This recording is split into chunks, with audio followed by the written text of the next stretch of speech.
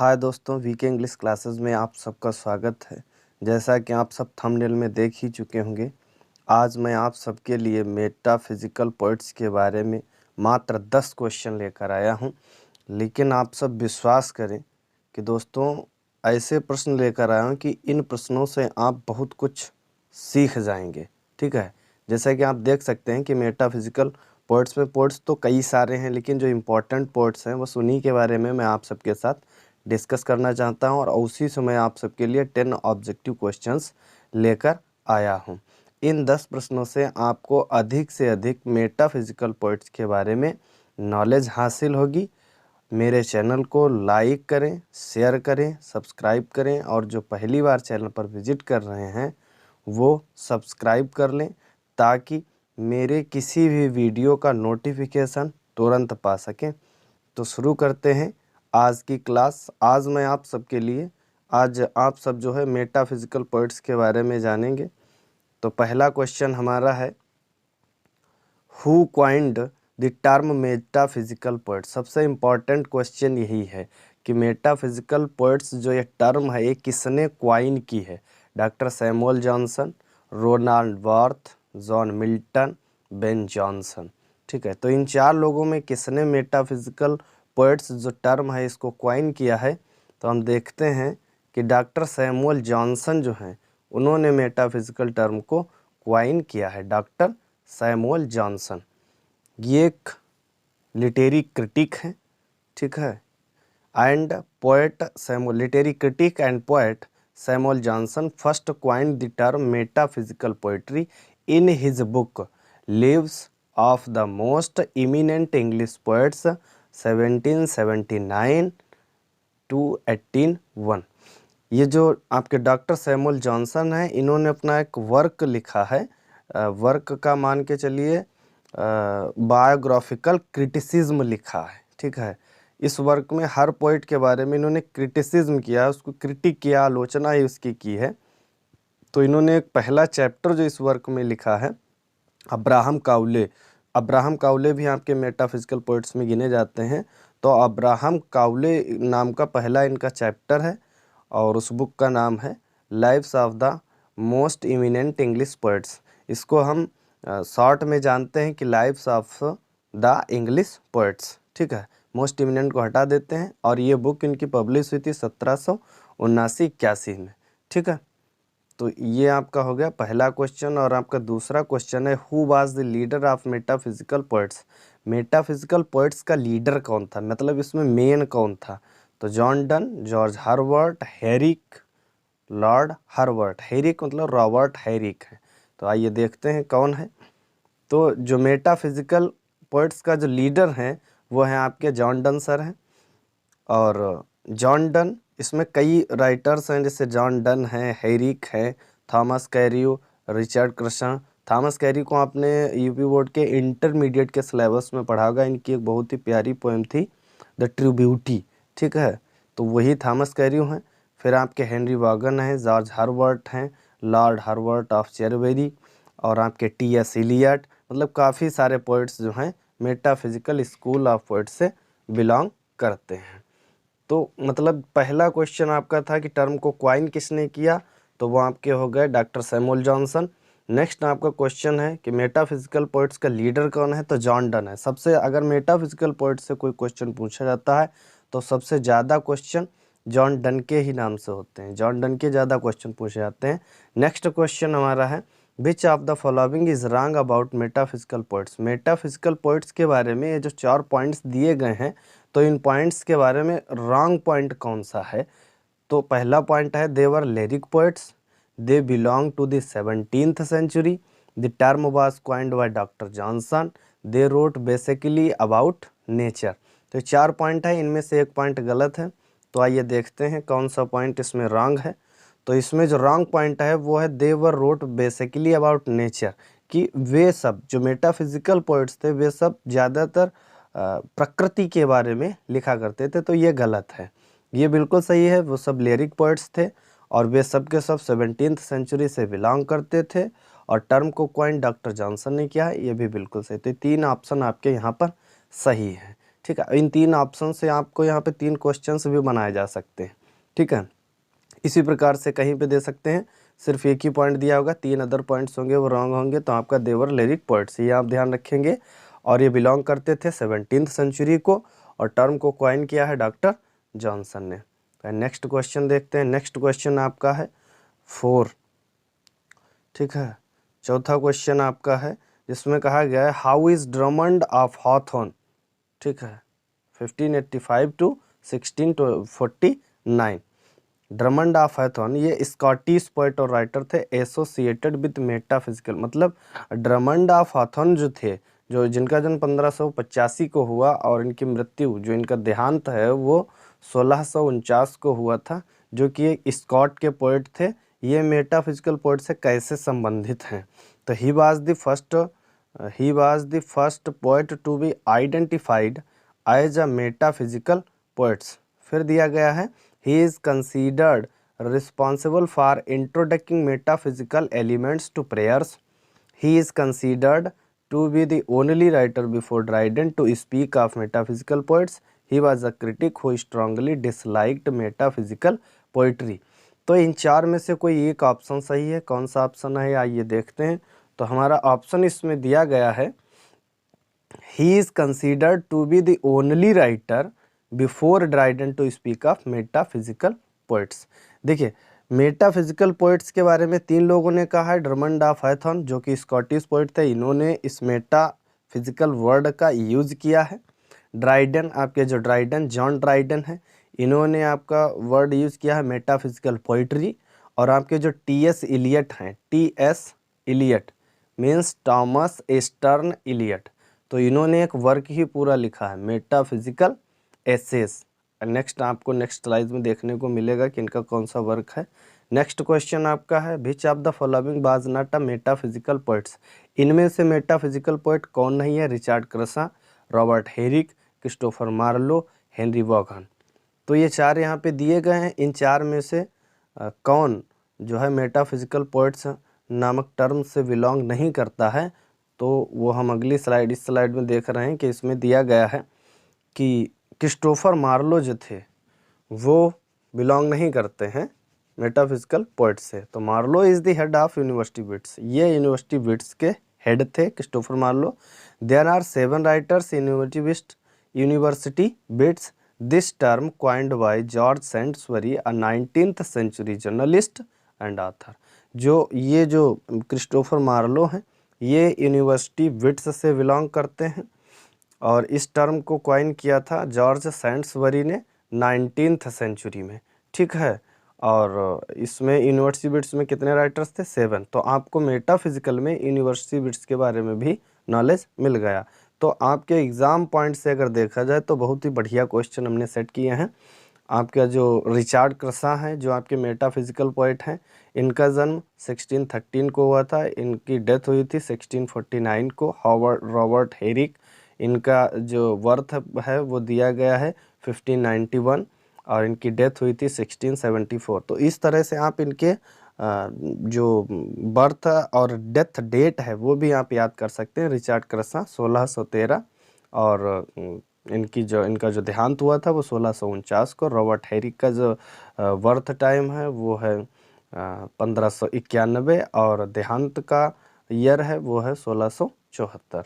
Next question देखते हैं। तो नेक्स्ट क्वेश्चन दिया गया है select the poets to form the following who compared 2 legs of the compass to 2 lovers in one of his poems.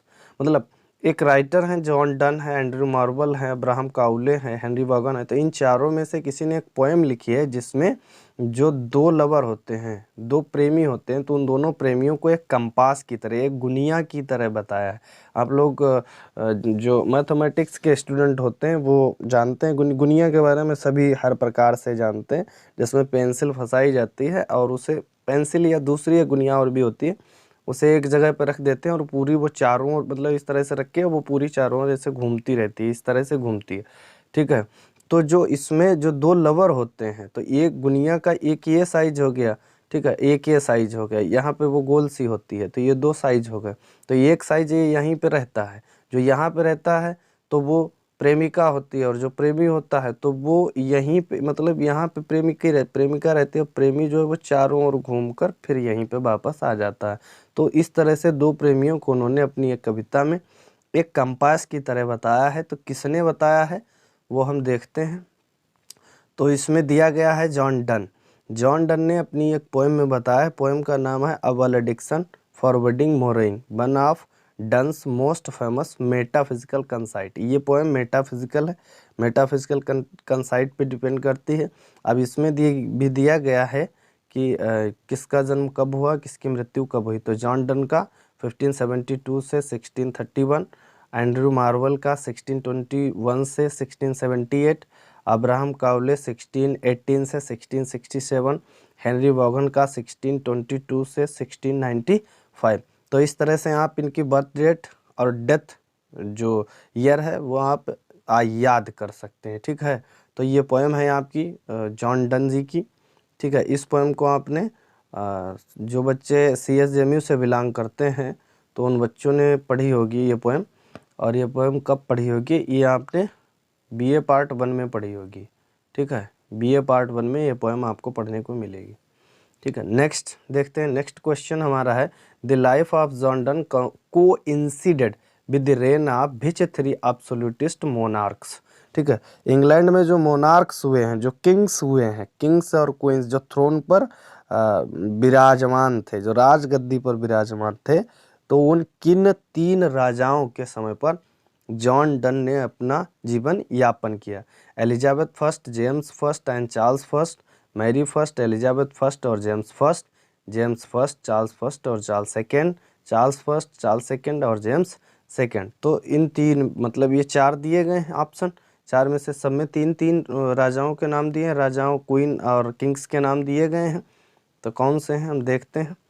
तो इसमें दिया गया है Elizabeth first, James first and Charles first. तो जॉन डन की जो लाइफ है वो 3 किंग्स के रेन में चली है, एलिजाबेथ फर्स्ट, जेम्स फर्स्ट और चार्ल्स फर्स्ट। एलिजाबेथ फर्स्ट जो है इनका जो राजगद्दी पर बैठने का इनका जो समय है वो 1558 से 1603 है, जेम्स फर्स्ट का 1603 से 1625 है और चार्ल्स फर्स्ट का 1625 से 1649 है। ठीक है, ये एलिजाबेथ फर्स्ट जो है इन्हीं के नाम पे एक इरा का नाम पड़ा है, एलिजाबेदान एरा। ठीक है, या एलिजाबेदान पीरियड या एलिजाबेदान एज, जो आपकी बिल्कुल ठीक यही उनका भी टाइम है इस पीरियड का, 1558 16 से 3। फिर आपका ये नीचे जैकोबियन एज चलेगा, प्यूरिटन एज इसी में आ जाएगा, प्यूरिटन इंटरगम इसी में आता है। देखिए एलिजाबेथ फर्स्ट जो थी इनका कोई एयर नहीं था। ठीक है, इनका कोई एयर नहीं था, ना तो मेल एयर था ना तो फीमेल एयर थी। ठीक है, क्योंकि अगर फीमेल होती तो एलिजाबेथ खुद ही फीमेल थी तो उसे ही जो है सिंहासन पर बिठाती, लेकिन इनका कोई मेल एयर नहीं था। इसलिए Charles first is the son of James first and Anne of Denmark and James first belong to Scotland. तो ईडो ने, एलिजाबेथ ने स्कॉटलैंड से चार्ल्स फर्स्ट को बुलवाया था कि आप आए और राजगद्दी पर बैठे। तो जेम्स फर्स्ट 1603 में आए और 1625 तक ये राजगद्दी पर बैठे। फिर बाद में चार्ल्स फर्स्ट को बिठाया गया। बाकी चार्ल्स फर्स्ट थे नहीं गद्दी पे बैठने के काबिल, क्योंकि बहुत ही कमज़ोर थे, ये एक तरह से मान के चलो कुपोषण के शिकार थे। ठीक है, ना तो इनका दिमाग सही से काम करता था ना तो इनका शरीर सही से काम करता था। लेकिन ज्यों-ज्यों ये बड़े होते गए, ठीक है, एल्डर होते गए, त्यों-त्यों इनका शरीर कुछ सही हो गया और फिर ये भी बैठे राजगद्दी पर और काफ़ी समय तक इन्होंने राज किया। देखिए जो आपकी एलिजाबेथ हैं उन्होंने तो कम समय तक ही राज किया, 1558 1603, इन्होंने 1625 1625 1649, काफ़ी समय तक इन्होंने याद किया। आप लोगों ने अभी पढ़ लिया। ठीक है, अब देखते हैं नेक्स्ट क्वेश्चन हमारा, विच of the following metaphysical poets married with any more. मतलब कौन सा ऐसा मेटाफिजिकल पोएट है जिसने एनी मोर से शादी की है। Abraham Cowley, Andrew Marvell, Henry Vaughan, John Donne. देखते हैं कौन है। तो इसमें दिया गया है जॉन डन। जॉन डन ने एनी मोर से शादी की थी, एंड्रू मार्वल ने एनी मार्वल से शादी की थी, हेनरी वॉगन ने कैथरीन वॉगन से शादी की थी। अब्राहम काउले की वाइफ के बारे में कुछ भी पता नहीं है। ठीक है, तो एंड्रू मार्वल, एन मार्वल, देखिए ये यहाँ पे एन दोनों जगह पे ध्यान रखना। जॉन डन का एन मोर हो जाएगा और एंड्रू मार्वल का एन मार्वल होगा। हेनरी बागन का कैथरी बागन होगा। ठीक है, नेक्स्ट क्वेश्चन देखते हैं। देखिए ये यहाँ पे 880, यहाँ भी 8 है और यहाँ भी 8 है, तो ये 8 नहीं है, ये 9th क्वेश्चन है आपका।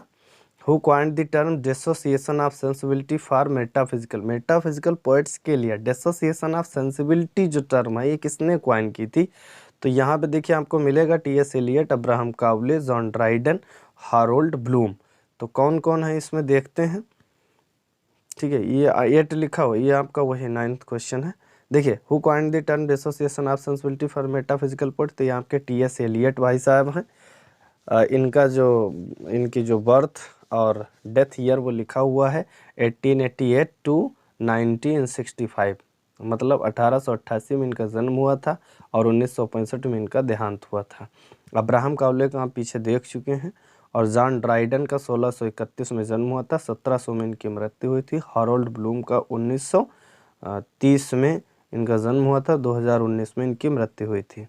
तो डिसोसिएशन ऑफ सेंसिबिलिटी जो टर्म है ये टी.एस. एलियट ने क्वाइन की थी, और ये क्या है इन 20th सेंचुरी है, 20वीं शताब्दी में टी.एस. एलियट मोस्ट पॉपुलर ऐसे मेटाफिजिकल पोइट्स जो कि 1921 में आया था। ठीक है, 1921 में आया था। इनका एक वर्क मैंने आप लोगों से पहले डिस्कस किया था कि टी.एस. एलियट ने भी इनके लिए एक वर्क लिखा मेटाफिजिकल पोइट्स के लिए, वो यही एस्से इन्होंने लिखा है जिसका नाम ही इन्होंने रखा है मेटाफिजिकल पोइट्स, जो कि 1921 में लिखा है।